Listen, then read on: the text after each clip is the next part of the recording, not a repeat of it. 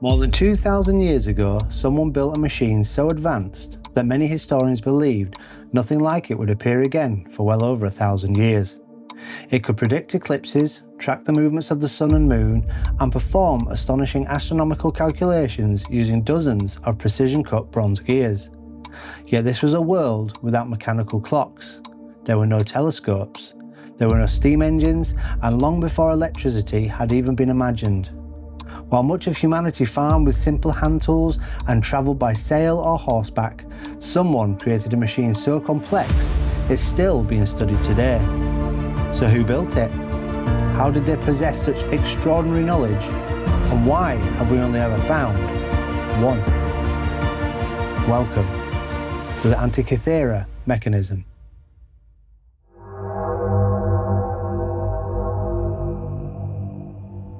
The year was 1900.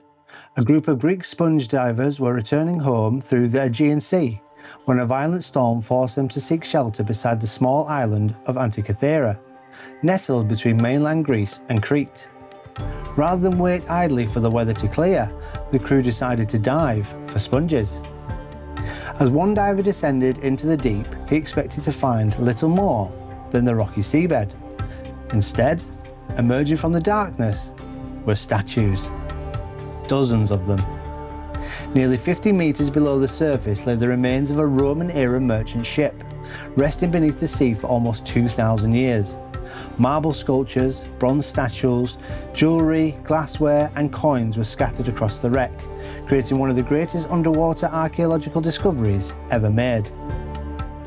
News of the find quickly reached the Greek authorities, who organised one of the world's first large-scale underwater archaeological recoveries. Over the following months, hundreds of artefacts were carefully lifted from the seabed.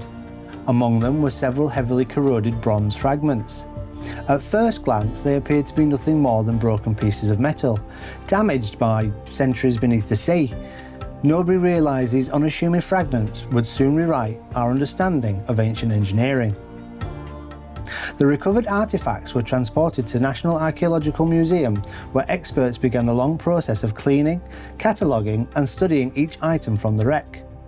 Among the collection sat the corroded bronze fragments. For months, they attracted little attention. Then, sometime in 1901, one of the fragments cracked open. Inside were bronze gears, perfectly cut gear teeth still interlocked after centuries beneath the sea. At first, nobody could explain what they were looking at. Ancient Greece had produced remarkable philosophers, mathematicians and engineers, but nothing like this had ever been discovered before. As more of the fragments were examined, researchers realised they belonged to a single, incredibly complex machine. Hidden within the corroded bronze were more than 30 interlocking gears, each seemingly designed with a specific purpose. The discovery raised an extraordinary question. If this machine had really been built over 2,000 years ago, how could a civilization without mechanical clocks have created something so mechanically sophisticated? And that question only became more astonishing when scientists began to discover what the machine was actually capable of. As scientists painstakingly reconstructed the fragments, an extraordinary picture began to emerge. This wasn't a clock, it wasn't a navigational instrument, and it clearly wasn't just an ornate piece of craftsmanship. It was a machine designed to calculate the movements of the heavens. By turning a small hand crank, an intricate network of more than 30 bronze gears worked together to predict the positions of the sun and moon, forecast eclipse, track complex astronomical cycles, and even calculate the dates of the ancient Olympic Games. Today, those calculations can be performed in seconds by even the simplest of computers, but over 2,000 years ago, calculations like that was extraordinary. The ancient Babylonians had spent centuries observing the skies, recording the movements of the sun, moon and planets. Egyptian priests maintained remarkably accurate calendars, while Chinese astronomers carefully documented eclipses and comets. But they all relied on observation, written records and mathematics. The Antikythera Mechanism did something entirely different. It transformed those calculations into machinery. Instead of consulting tables or walking through complex mathematics by hand, you simply turned a handle and the machine did the calculation for you. That alone was a remarkable achievement, yet it was the engineering that truly set it apart. The ancient world understood simple machines. Levers and pulleys, cranes and winches were already helping engineers lift enormous stones, construct temples and move heavy cargo. Precision gear systems were another matter entirely, however. Think of it like this. A cart has wheels. A Formula One car also has wheels, but the similarity ends there. Because gears aren't the achievement, the precision of gears are. One gear, fine. 2 gears, still very impressive. 30 plus gears, all meshing perfectly together, designed around mathematical ratios. That's an entirely different level of engineering. It's like comparing a pocket knife to a Swiss watch. Both are made from metal, but only one demands extraordinary precision. The Antikythera Mechanism contained more than 30 hand-cut bronze gears, each crafted to the exact mathematical ratio and designed to work together as a single machine. It wasn't simply built to move, but it was built to calculate. All of this was achieved in a world without mechanical clocks, without telescopes, without microscopes. Books themselves were rare, copied entirely by hand, and much of Europe was still living in the Iron Age.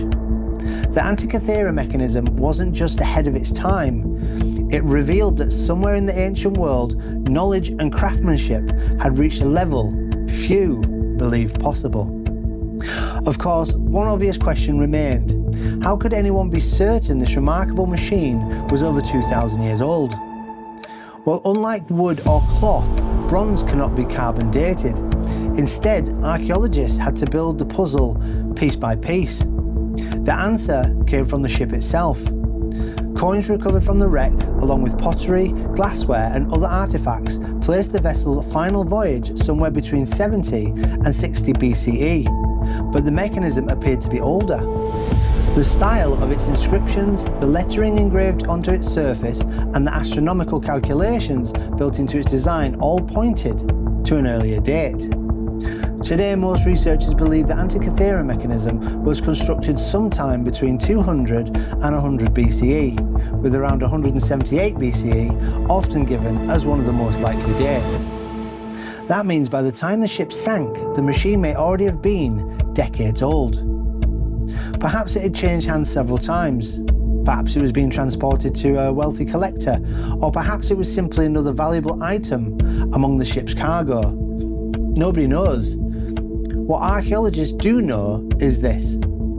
Whoever built it possessed an extraordinary understanding of mathematics, astronomy, and mechanical engineering. The Antikythera Mechanism wasn't the product of luck, it was the product of knowledge. And that knowledge had to come from somewhere.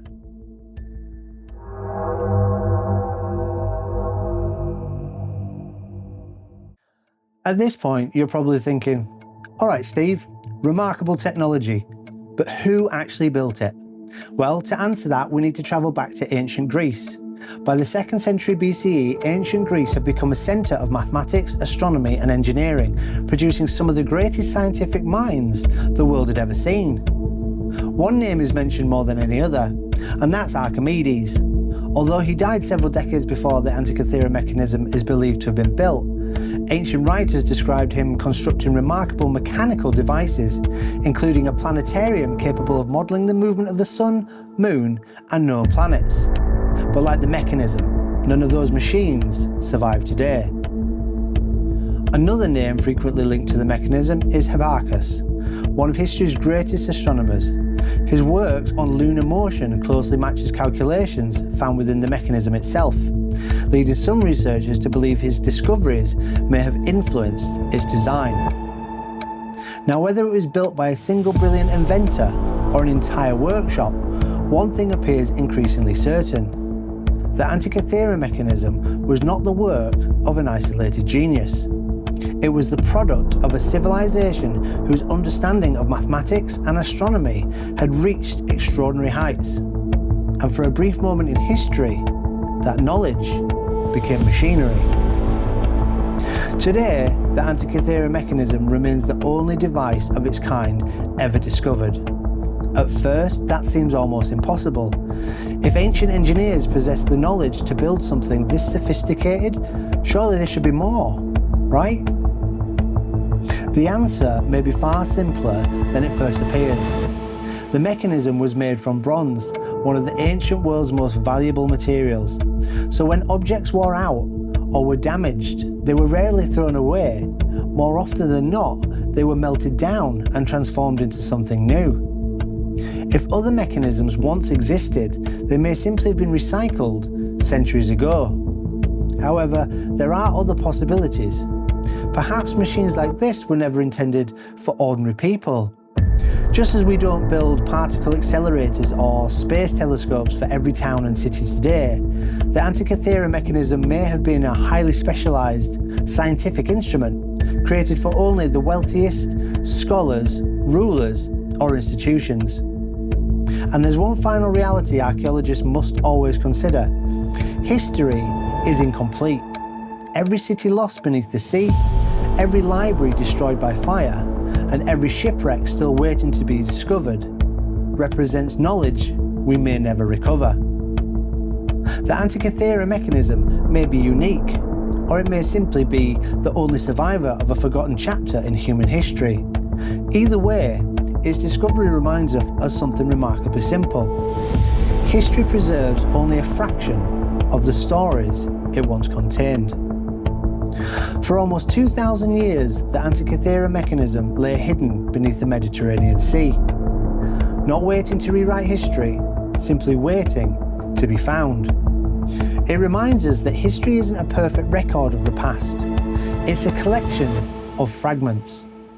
Pieces of a story that time has allowed us to keep. The Antikythera Mechanism wasn't remarkable because it proved the ancient world was impossible. It was remarkable because it proved the ancient world was capable of far more than we once believed. Perhaps there are more discoveries still waiting beneath the earth, or possibly even beneath the sea, and perhaps there aren't. But every now and then, history uncovers something that forces us to rethink everything we thought we knew. The Antikythera Mechanism is just one of those discoveries. If you enjoyed today's mystery, don't forget to like the video and subscribe to DarkLight for more stories that challenge what we think we know about histories, mysteries, and the unknown. And if you have your own thoughts on the Antikythera Mechanism, I genuinely love to hear them. Leave a comment below because some of the best discussions happen after the video ends. So remember, until next time, question everything, keep safe, toodles.